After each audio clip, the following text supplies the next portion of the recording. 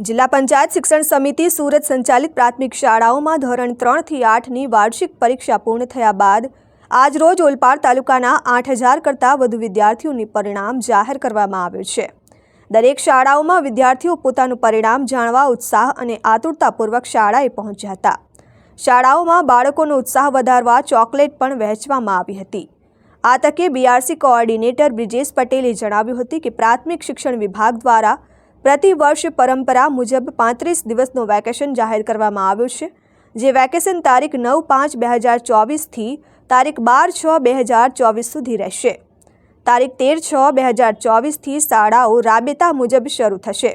શાળાઓમાં તારીખ 27 થી 29 જૂન દરમિયાન પ્રવેશોત્સવ કાર્યક્રમ યોજાશે।